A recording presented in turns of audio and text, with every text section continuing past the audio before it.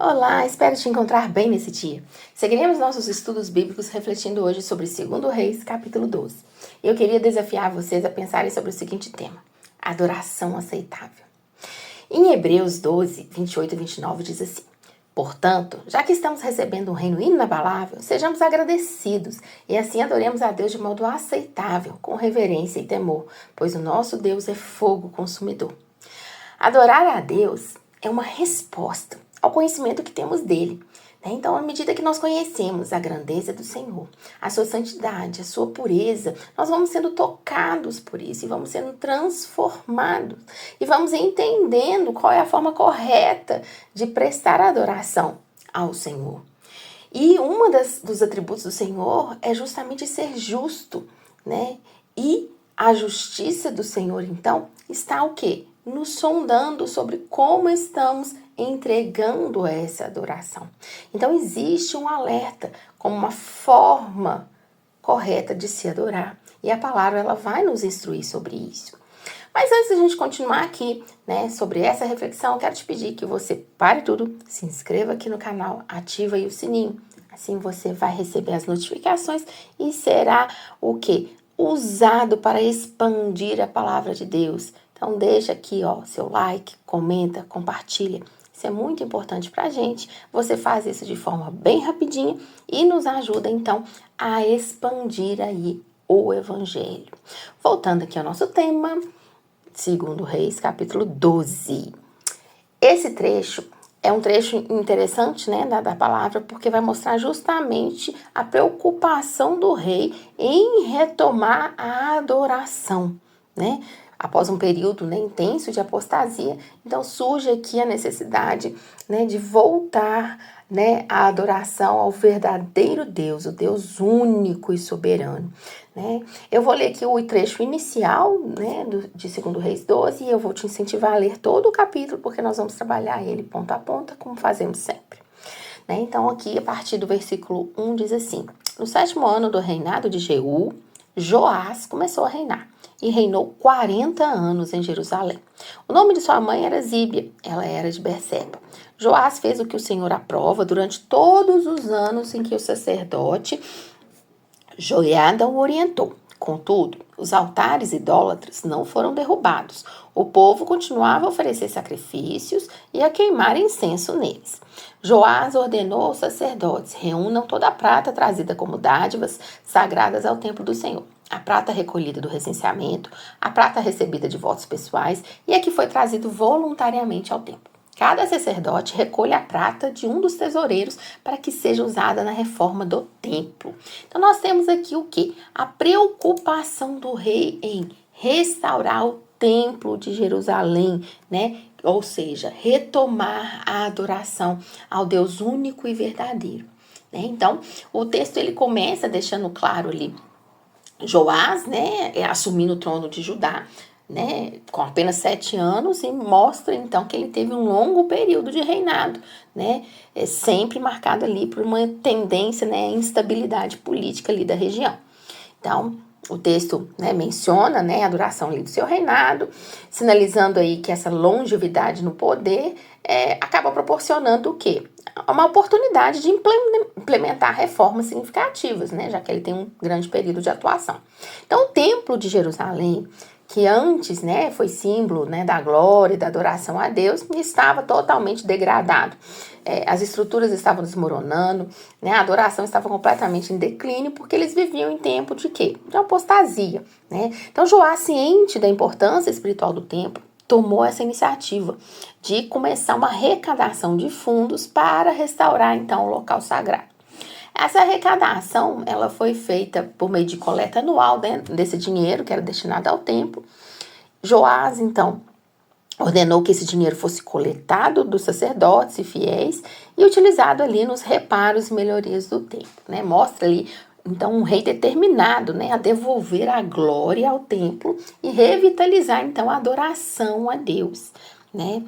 Joiada era um sacerdote respeitado, né, muito influente em Jerusalém. E ele foi encarregado por Joás de supervisionar o tempo todo a coleta de fundos que era destinada à restauração do templo. Né? Então, sob a liderança do sacerdote, né, a coleta de dinheiro foi conduzida sempre com integridade e transparência, né? Então isso é um testemunho da confiança que Joás tinha no sacerdote e de sua capacidade também de gerenciar os recursos de uma forma justa e eficaz, né? Então o texto vai descrever em detalhes como era feito, né, essa coleta e como que era, né, destinada aí aos reparos e às melhorias do templo, né? Então contrataram carpinteiro, pedreiro, compraram pedras, madeiras, né, realizaram todas as reformas que eram necessárias ali para restaurar o templo, né, à sua antiga glória, né? Então o texto enfatiza bem que ninguém prestava conta pelo dinheiro, né, que era entregue aos trabalhadores, mostrando mais uma vez que existia uma confiança mesmo no sacerdote e no seu compromisso com essa causa,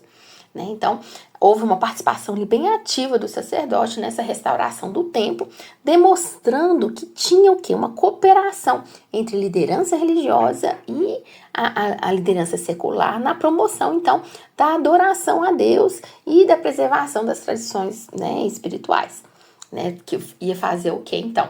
A restauração do templo ia tornar novamente ali como centro espiritual e religioso de Jerusalém, né? Então o templo foi restaurado, né? As reformas foram construídas com sucesso, só que tem que o rei então começou, né, a determinar que se começasse a trazer os holocaustos, as ofertas de paz, ofertas voluntárias, né, voltassem a ser oferecidas dentro do templo, né? Então isso marca aí o que? A retomada das práticas religiosas e cerimônias de adoração que haviam sido totalmente negligenciadas durante o período, né, de decadência espiritual, da apostasia. Então, os holocaustos eram ofertas queimadas completamente como um ato de dedicação a Deus, enquanto as ofertas de paz eram um sinal de comunhão e reconciliação com Deus. Então, além disso, as ofertas voluntárias indicavam a disposição do povo em contribuir para o serviço do templo e a manutenção também das práticas religiosas. Então, aqui, esse trecho vai enfatizar bem a importância das práticas rituais e sacrifícios como parte integrante ali da adoração a Deus, né, dentro do contexto do judaísmo. Então, ao reintroduzir essas práticas, Joás estava restabelecendo a ligação espiritual entre o povo de Judá e o Senhor, né? É muito importante observar que essa restauração espiritual não se limitou apenas à restauração física do templo, mas também incluiu a renovação das práticas religiosas, né? E a busca por um relacionamento, então, mais próximo com Deus. Então, isso destaca a ideia de que a restauração espiritual não é apenas uma questão de estrutura física, mas também ela envolve a renovação do coração e da devoção do povo ao Senhor. E aí, a partir do versículo 19, a gente vai ter uma reviravolta ali na narrativa, porque começa a mencionar uma conspiração contra Joás, né? Então, um grupo ali de oficiais, liderado por Josacá, né, e Jeozabade, filho de Somé, conspirou ali contra o rei. O motivo exato dessa conspiração não é muito bem especificado no capítulo, mas pode estar relacionada justamente aos descontentamentos, né, às rivalidades dentro do governo, né, ou da própria corte ali de Joás. Então, essa conspiração culminou, então, com a morte do rei Joás. Joás, um dos filhos de Joás, tomou vingança, então, pela conspiração e assassinou Josacá e Jeozabade, né, que eram ali os conspiradores, né? Então, embora a morte de Joás tenha sido muito trágica, ela também foi resultado direto de suas ações e governanças, o que pode ter gerado ressentimento entre os próprios súditos, né? Então, o capítulo aí termina com uma breve nota sobre o sepultamento de Joás na cidade de Davi, né, junto com seus antecessores, e essa observação ali destaca a continuidade da linhagem real de Judá e a importância do rei na história do reino, né? Então, o fim do reinado de Joás é um lembrete das complexidades, né, que tem da liderança política e das consequências das suas ações, né? Então, embora tenha havido esforços assim, notáveis de restauração espiritual e física debaixo do seu governo, a sua morte trágica ressalta que a estabilidade política nem sempre é garantida, especialmente quando, né, temos tantos descontentamentos e rivalidades internas, né? Então, esse trecho aí encerra uma parte da história de Judá e prepara o cenário para os próximos eventos que vão o quê? Moldar o destino do reino. Então isso nos lembra que a história frequentemente é composta por altos e baixos, né? Com líderes que sempre estão enfrentando desafios e sendo julgados por suas decisões. Por isso precisamos ter sempre uma decisão pautada naquilo que o Senhor nos orienta, né? Se a gente for pegar 2 Reis 12 e tentar trazer para os nossos dias, né, nós podemos pensar aqui, né? Então nós temos uma história de restauração e renovação que vai ecoar em nossos corações e nos apontar para quê? Para a obra redentora de Cristo, né? Então, assim como o templo de Jerusalém foi restaurado e revitalizado sob o reinado de Joás, nós podemos encontrar lições profundas e relevantes para os nossos dias. Primeiro, observamos ali que o templo, que representava lugar de adoração e comunhão com Deus, havia caído em decadência. Da mesma forma, em nossos tempos, vemos a decadência espiritual ao nosso redor, com valores mundanos tomando o lugar da adoração ao Senhor e da busca, né, pela vontade divina. Então, estamos trocando, né? As pessoas trocam o Senhor com muita facilidade, né? Entretanto, assim como Joás se comprometeu a restaurar o templo, nós, como seguidores de Cristo, somos chamados a ser agentes de restauração espiritual em nosso mundo. Né? Além disso, a figura ali do sacerdote, né, fiel, comprometido, nos lembra de Cristo, que é o nosso sumo sacerdote eterno. Assim como o sacerdote supervisionou a coleta ali de fundos e a restauração do templo, Cristo supervisiona a restauração das nossas vidas, oferecendo o seu sacrifício perfeito para que possamos o quê? Ser reconciliados com Deus.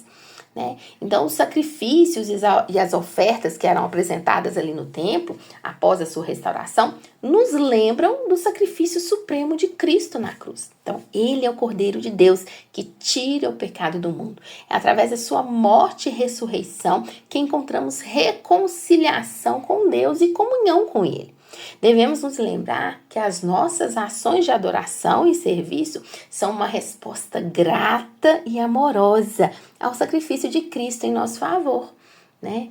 E aí, finalmente, ali o trágico fim do reino de Joás nos lembra que o poder e a glória deste mundo são transitórios, né? Em contrapartida, o reino de Cristo é eterno e nossa esperança deve ser firmemente ancorada nele, né?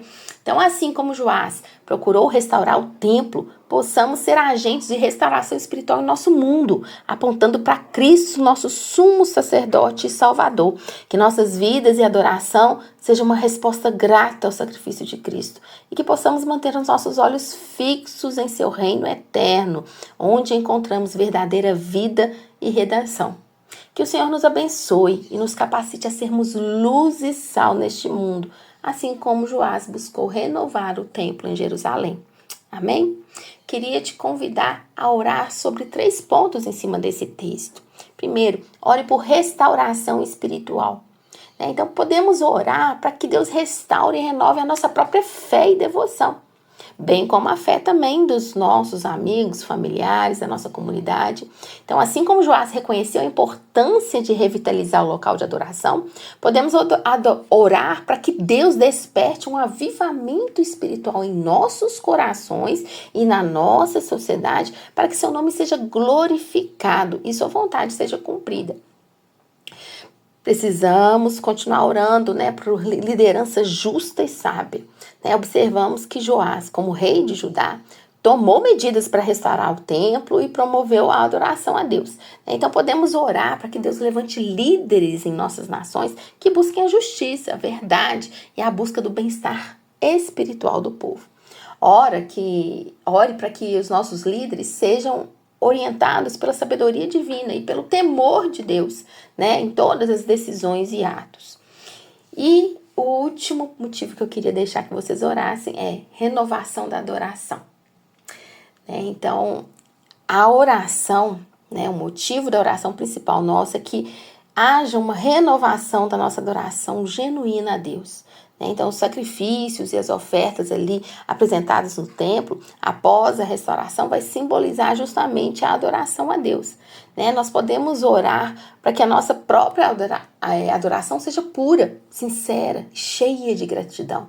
Então, ore para que Deus nos ajude a apresentar nossas vidas como um sacrifício vivo e que a nossa adoração seja aceitável diante dele. Amém? Que o Senhor te abençoe.